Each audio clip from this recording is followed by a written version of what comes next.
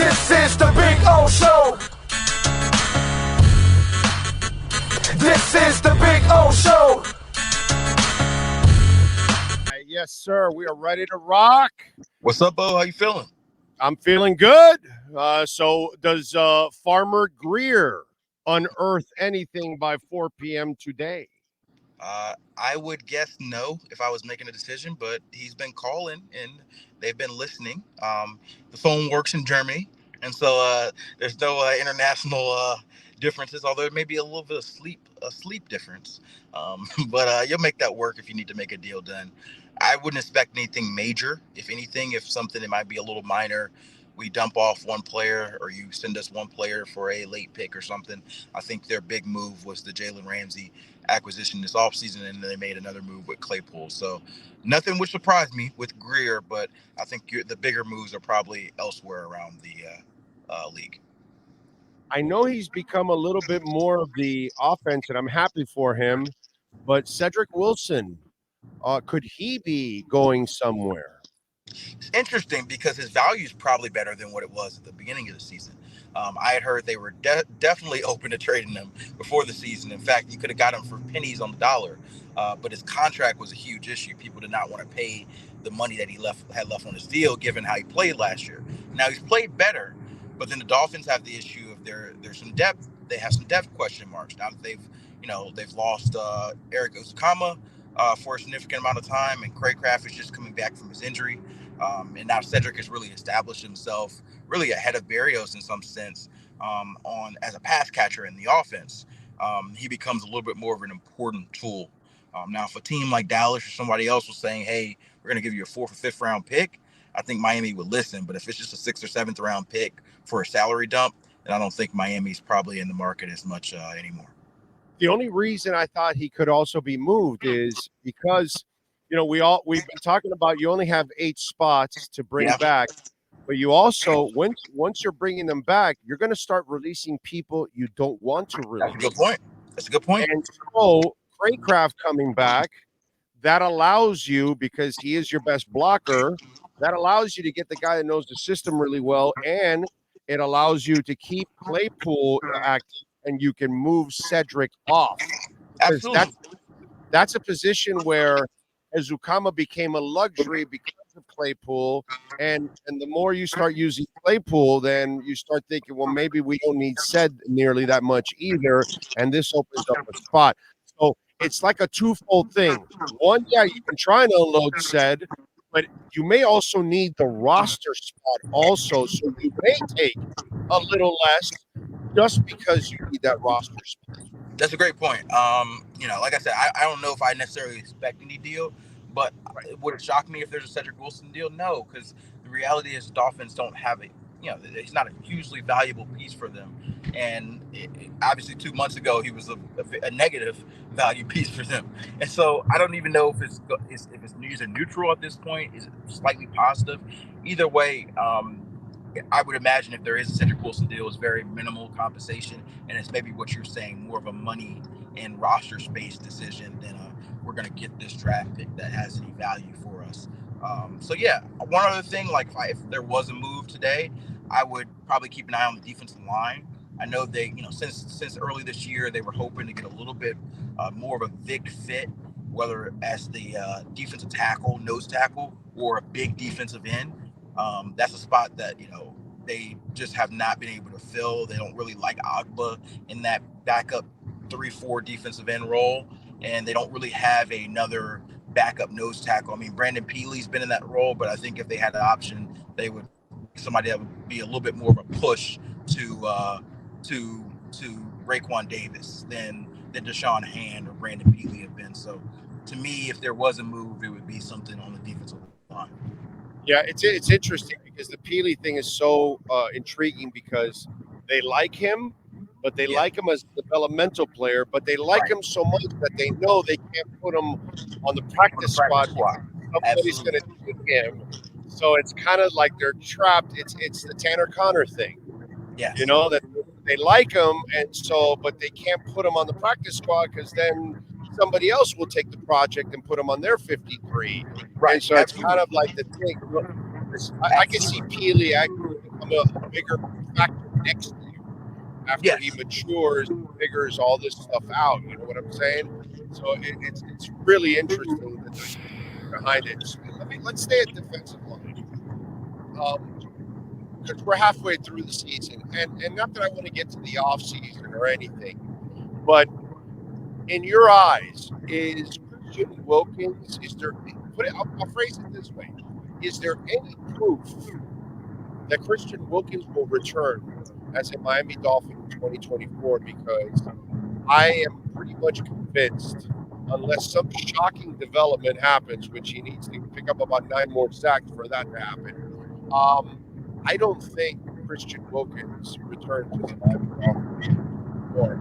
With all the people they have to pay, and the fact that they have that difference, and he's not a pass rusher, and he wants to get paid like I kind of feel that we're in the last half season of Christian Wilkins as a Miami Dolphin. So every time I see Christian Wilkins get a sack, I think, and he's probably thinking, that's a couple extra million. That's a couple extra million. And so there's definitely the real possibility that Christian Wilkins prices himself out of Miami's zone. That was the thing this offseason. Like, the Dolphins did want to get an extension done, but at their price. And Wilkins had a completely different thought process on the price, and they have not had it since the start of the season. And so there's nothing really that's changed in their dynamic of contract. And so if the demand is still the same and the Dolphins' perspective hasn't changed, then you have 2 options: either place a franchise tag on them, which is 20-something million and go straight to your cap, and they've already got cap issues, or you let them go. And so maybe something changes if they have success on the defensive side of the ball and Christian plays out. Maybe they decide their worth of him has changed, but I don't think Christian's demand will decrease as we get closer to free agency. All right. How do you beat the Chiefs? First of all, the Chiefs are going to be angry. They lost the game in Denver that they shouldn't have lost. They were probably sleepwalking through that game. And so you've got to figure out a way to slow down Mahomes and Kelsey. I'm eager. Javon Holland, by the way, should be back. If he hasn't officially cleared protocol, yesterday, it should have come today. And so you should have him back.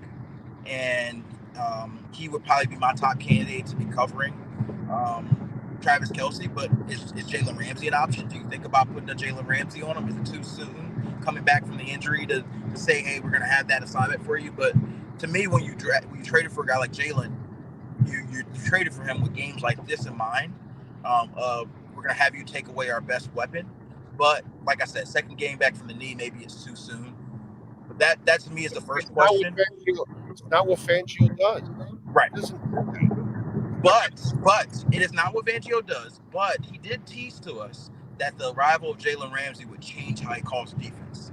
Now, that doesn't mean that it's the shadowing part changes, but he did say some elements will change. And so that is Vic Fangio is definitely not a shadow guy typically, but when you have an elite corner like Jaylen Ramsey who can move around and can play the star position, which nobody really established himself as an ability to play the star in Vic Fangio's defense, so they haven't really used it.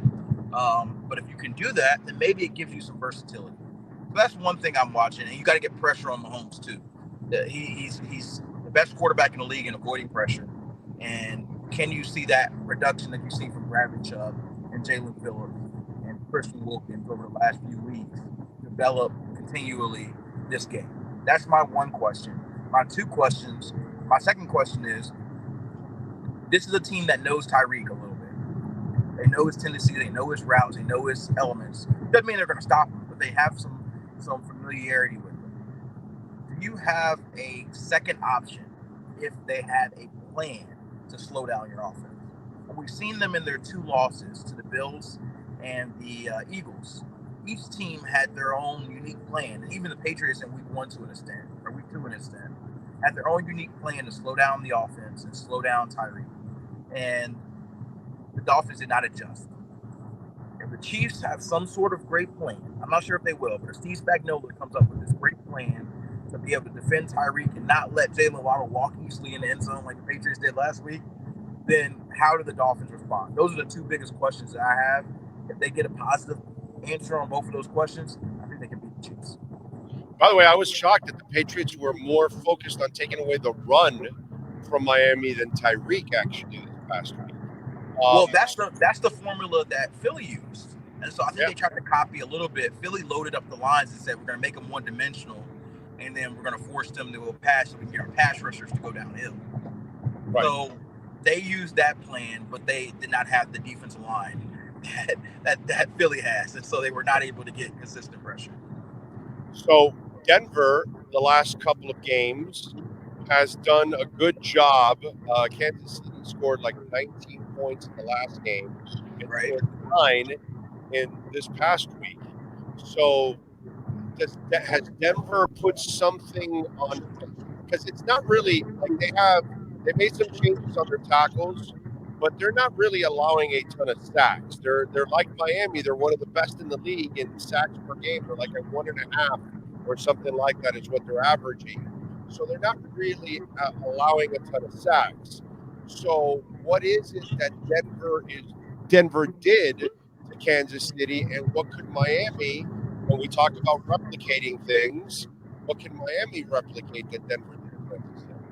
I think they confused Mahomes a little bit, which does not happen often in this league.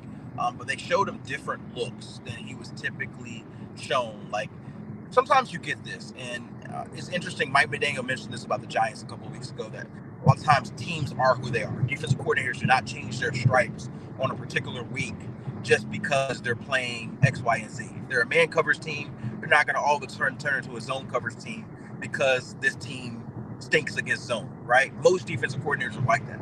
The Broncos showed the Chiefs something completely different than what they prepped on film, and it looked like Mahomes and the Chiefs were confused. They were like, wait, this is not what we saw. They were supposed to do this when we do this, right? And it made me think that Vance Joseph probably had an all-out scheme and saying, hey, I know this is what we do, but for the Chiefs, we're doing this. And it seemed to work. It also just looked like a really bad day for the Chiefs. Like, they have one of the two of these games a year. They just lay an egg where they look like they never played together ever before. Receivers running the wrong route, Mahomes throwing bad passes. Like, it does not happen often. They're an elite offense, but it also felt like one of those storms of Broncos had a good plan and Mahomes was off. And so as far as the replication, you could probably throw some different looks. Vic Fangio does a good job of disguising. He also has had traditionally a good plan against Mahomes. You've seen him a few times. He's been the Denver head coach since twice a year. And even back in the day when he was in Chicago, I think we saw him once. And so Vic, I'm sure, will have a plan. But my big thing is, how do you adjust if Travis Kelce's killing, or if Isaiah Pacheco is starting to go off in the ring? The adjustment element when you play Mahomes, I think, is huge. Robert Hunt, you expect him to come back? Robert Hunt. Oh, wait a minute. It sounds really bad. Can you hear me? Yeah, I hear you, but there's like a lot of interference right now. I don't know why. Gotcha. I'm driving under, or my wife's driving under a bridge right now. We had to drop our car off. Oh, that's right. Okay. Yeah. Okay. Does that sound better now? Can you tell the wife to stay away from me? Well, we got to go under the bridges to get back home.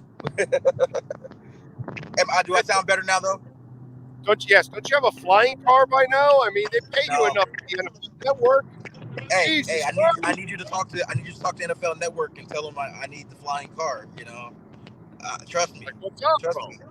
If you can give me my flying car, I can definitely we'll definitely make that work. I'll have to give you a cut if they give me a flying car. Have you not seen the Jetsons? Come on, bro. Right. Let's go. Right. Supposed to happen. Yeah. So are you expecting Robert Hunt to play? He may be one of those that ends up being a game time decision. So I watched him on the sidelines at halftime, and he was trying to go. He was trying to do pass sets with one of the other backup offensive linemen. And so he got into a crouch, started to go, and then you could see he felt the pain, and he was like, nah. Saw him shake his head. And so he clearly felt like he couldn't go. And so he's going to have to get better, like heal significantly to where it's not an issue. The issue, and I know Dolphins fans don't want to hear this, but they have a bye next week. And so this team has traditionally been conservative with certain soft tissue injuries to avoid re-injuring. And so I don't know how he feels on Wednesday, but if he doesn't practice Wednesday and he's not 100%, I can certainly see them saying, hey, let's try to get by through the bye week and get him fully healthy and be ready to go. So we will see, but it would not surprise me if they're conservative on the injury. All right, follow him on Twitter at Cameron Wolfe. Look up in the sky. You might see him flying by. And you can also catch him at the NFL Network and doing his thing twice a week here on the platform. Cam and wife, have a great day. Appreciate you all. All right, thank you. Got it. Oh, KSDT CPAs, baby. We love the folks at KSDT CPAs. And if you have a business, use that QR code right there because you can reach out to them. You want to find out what your business is worth. Maybe you're trying to plan ahead. You don't know exactly how the market's going to respond and what is happening in the world. You're not keeping up with everything and how it can affect your business. The folks at KSDT can help you out planning from healthcare to payroll. They do it all, folks. Assurance, tax, advisory. They can help you in so many ways. They've got 3 amazing offices in Dade, Broward, and Palm Beach counties. And the folks have now opened up a new office in Charlotte, North Carolina. More offices to come. And by the way, they are also hiring. So if you're looking for work, folks, reach out right there. There's the number, 305-670-3370. That's 305-670-3370. And go to the website, KSDT CPA.